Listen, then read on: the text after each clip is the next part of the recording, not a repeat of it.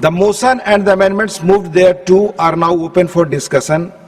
I now call upon the members whose names have been received for participation in the discussion.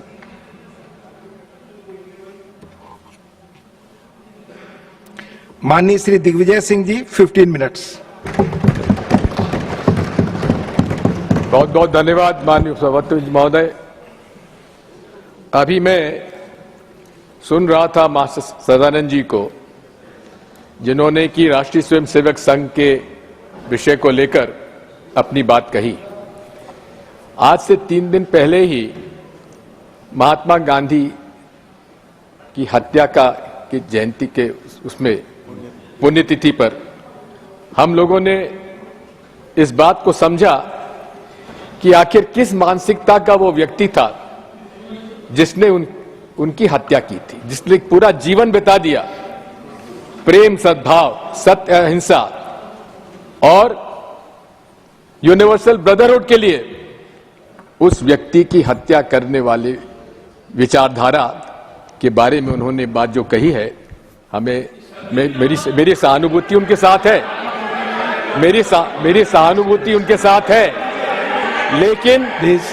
लेकिन प्रश्न इस बात का है, We'll see, we'll examine.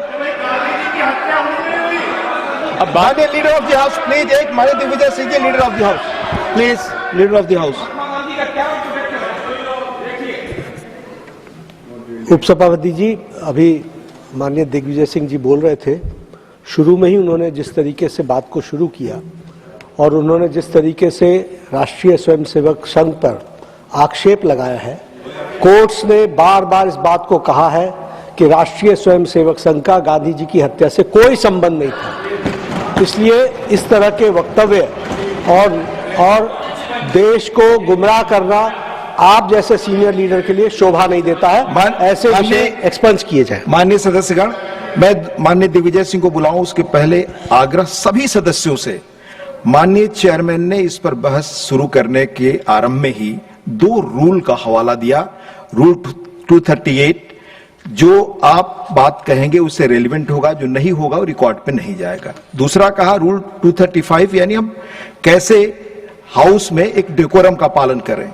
और लास्टली मैं श्री वीवी गिरी का 67 में रूलिंग, जो ऑनरेबल हमारे वाइस प्रेसिडेंट और चेयरमैन थे, I quote, members who are not in a position to substantiate charges to be made should not make such statements. Allegations and counter allegations of this nature by the members detract from the dignity of the parliament. सबके लिए मैंने ये आग्रह किया, ruling है। माननीय Digvijay Singh please. माननीय उपसभापति महोदय, चलिए मैं आरएसएस का नाम नहीं लेता हूं, लेकिन उस विचारधारा के बारे में जरूर कहूंगा जिस विचारधारा ने आज पूरे देश में नफरत फैला रखी है, जिस विचारधारा ने भाई भाई को लड़ाया है। मुझे इस बात की प्रसन्नता है कि सदानंद मार्ट साहब ने इस बारे में स्वामी विवेकानंद जी को भी कोट किया कि गरीब की सेवा करना ही असली धर्म है। बात वही है माननीय सभापति महोदय। मुझे इस बात को कहने की आवश्यकता है कि आखिर ये 12 साल होने के बाद जो महामहिम राष्ट्रपति जी का अभिभाषण मोदी जी कार्यकाल में रहा है, इन्होंने 2014 में कहा सबका साथ सबका विकास, फिर उसे बढ़ा दिया सबका विश्वास 2019 में, और अब कहा जा रहा सबका प्रयास। मैं माननीय सदानंद जी से माट साहब से पूछना चाहता हूं, ये सब में क्या अल्पसंख्यक शामिल हैं? क्या मुस्लिम शामिल हैं? क्या दलित शामिल हैं? क्या ईसाई शामिल हैं? क्या आदिवासी शामिल हैं? ये आप कह जरूर रहे हैं, लेकिन आपके कार्य, आपकी योजनाएं और आपकी नीतियां ये इस बात से सहमत नहीं है। मैं आपसे कहना चाहता हूं, जब आप सबके विश्वास की बात कर रहे हैं, उसके बाद आप कहते हैं सबका विकास होगा। मैं माननीय उपसभापति महोदय कुछ आंकड़े आपके सामने प्रस्तुत करूंगा कि न सबका साथ है न सबका विकास है। मैं आपसे अनुरोध करना चाहता हूं कि आखिर मोदी जी को सबका साथ मिला है क्या? क्या सबका विकास उन्होंने किया है क्या? आज इस देश में सबसे बड़ी समस्या है माननीय सुश्री महोदय, सामाजिक सौहार्द और समरसता बिगड़ रही है और साथ में आर्थिक असमानता बढ़ रही है। ये दोनों जो हैं सबका साथ और सबका विकास के खिलाफ इंगित करती हैं। मैं आपसे अनुरोध करना चाहता हूं कि संविधान में सबको समान अधिकार मिले हुए हैं। क्या अल्पसंख्यक समुदाय को आप न्याय दिलवा पा रहे हैं? बिना किसी भेदभाव के सभी का जीवन जीने का अधिकार दिया हुआ है क्या? लेकिन क्या अल्पसंख्यक समुदाय को समान अवसर व न्याय मिल रहा है क्या? धर्म को देखकर लोगों के घरों को बुलडोजर से गिराया जा रहा है। भाई दोषी को दंड मिले, लेकिन उसके परिवार के लोगों ने क्या आरोप क्या दंड देने लायक क्या काम किया है? उमर खालिद और शर्जील इमाम 4 वर्षों से जेल में बंद है, आज तक चार्जशीट पेश नहीं की गई। ऐसे कई उदाहरण हैं। हेट स्पीच के बारे में कहा था, hate and hostility.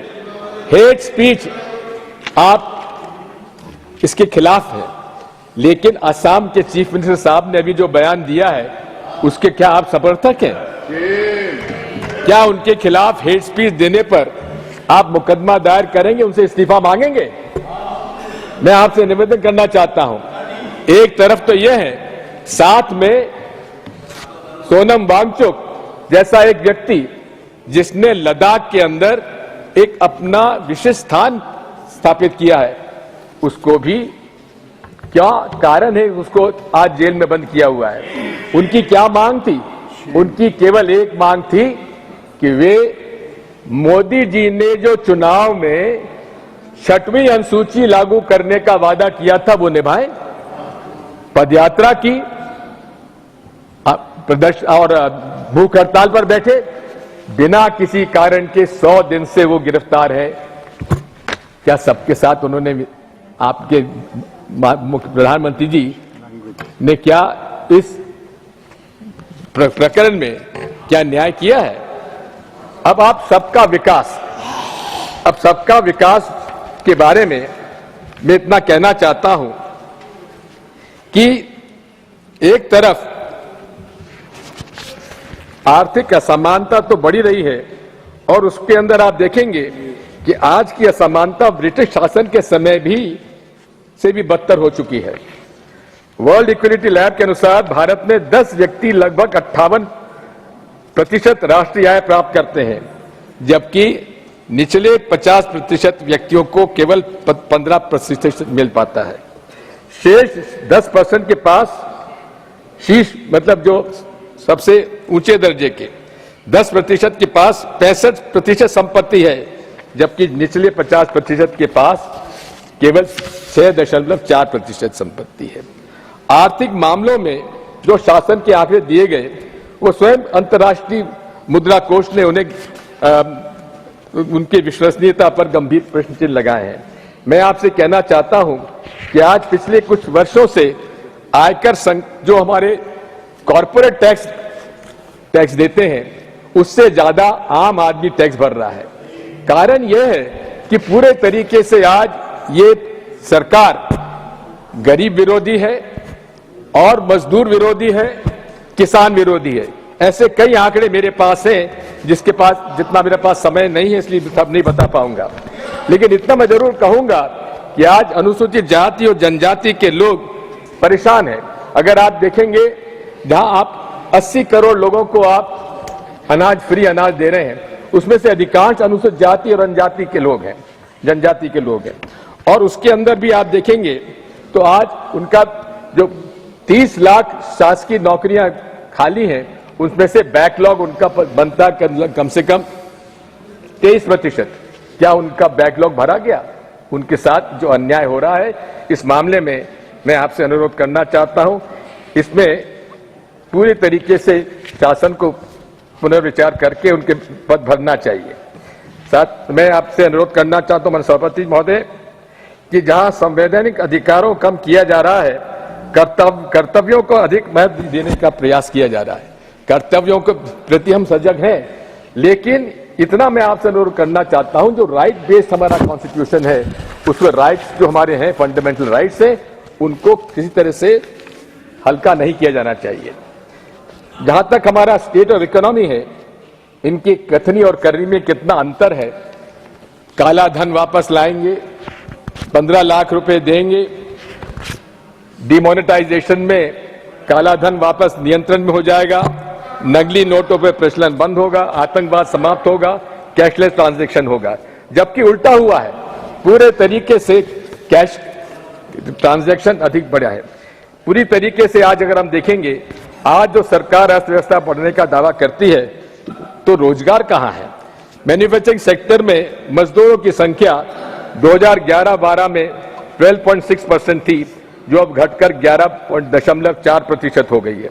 Service sector में भी रोजगार 31% से घटकर 29% हो गया। अधिकांश रोजगार जो है आउटसोर्सिंग से दिया जा रहा है, जिसमें नौकरी की गारंटी नहीं है, आरक्षण भी नहीं है। प्रधानमंत्री इंटर्नशिप PMIS में मैं अनुरोध करना चाहता हूं कि किस प्रकार से ये 2066 लोगों को इंटर्नशिप दी गई थी, जिसमें से 95 लोगों को केवल जॉब ऑफर हुआ है। प्रधानमंत्री कौशल योजना के अंदर कितना बड़ा स्कैम हुआ मैं बताना चाहता हूं कि 99% लोगों का एक सेम उनके पास उनका फोन नंबर था। और इसी प्रकार से अगर आप देखेंगे कि पूरे तरीके से इसमें भारी CAG ने इसमें भ्रष्टाचार पाया है। मैं आपसे अनुरोध करना चाहता हूं कि आज इस देश में जो हालात हैं, उन हालात में हमें इस पर विचार करना चाहिए कि राष्ट्रीय सुरक्षा के मामले में हम लोग कहां पहुंच गए। आज लोकसभा के अंदर भी इस बारे में चर्चा हुई है, किस प्रकार से चाइना के ने हमारे लगभग 2000 स्क्वायर किलोमीटर पर इंडियन टेरिटरी पर कब्जा किया हुआ है। और हम लोग नहीं कह रहे हैं, ये SP लद्दाख ने इस बात को रिकॉर्ड पे नोटिंग में कहा है कि 26 पेट्रोलिंग पॉइंट्स 65 में से आज ईस्टर्न लद्दाख पर चाइना ने कब्जा कर लिया है। अगर इस बात का उल्लेख माननीय राहुल गांधी जी ने, लीडर ऑफ ऑपोजिशन ने वहां किया है, तो इसका उत्तर माननीय प्रधानमंत्री जी को इसमें देना आवश्यक है। जनरल मेजर मनोज मुकुंद नरवाने ने जो कुछ भी इस बात को कहा है, उसके बारे में उनको उत्तर यहाँ पे देना चाहिए। मैं ये भी आपसे अनुरोध करना चाहता हूं, माननीय सभापति महोदय, माननीय Digvijay Singh ji, please will seat, please. Sir, मैं आपसे इतना अनुरोध करना चाहता हूं कि पूरे आज देश में, हमारे इस देश के लोकतंत्र पर आज खतरा है। और उसका कारण यह है कि जो सौहार्दपूर्ण वातावरण इस देश में आजादी के बाद, पार्टीशन के बाद कायम किया गया था, वो धीरे धीरे समाप्त किया जा रहा है।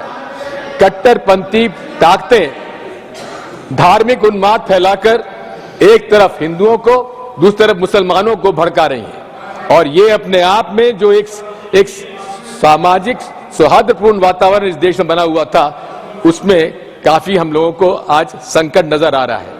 मैं इस बात को ये भी कहना चाहता हूं, एक तरफ सामाजिक सौहार्दपूर्ण वातावरण में भेदभाव और आर्थिक असमानता, ये दो विषय ऐसे हैं जिन पर कि विशेष तौर पर केंद्र सरकार को ध्यान देना चाहिए, क्योंकि ये अगर एक हद से ज्यादा निकल गया तो हमारे लिए एक लोकतंत्र भी खतरे में पड़ सकता है। मैं आज इस अवसर पर यह भी आपसे कहना चाहता हूं कि जहां एक तरफ कॉरपोरेट्स के साथ एक टैक्स एग्जेम्पशंस हो रहे हैं, उसी तरह से गरीबों के साथ, मजदूरों के साथ आज हालत यह है कि आज उनके ग्रामीण क्षेत्र में कृषि मजदूरों की मजदूरी पिछले 10 साल में बढ़ नहीं पाई है।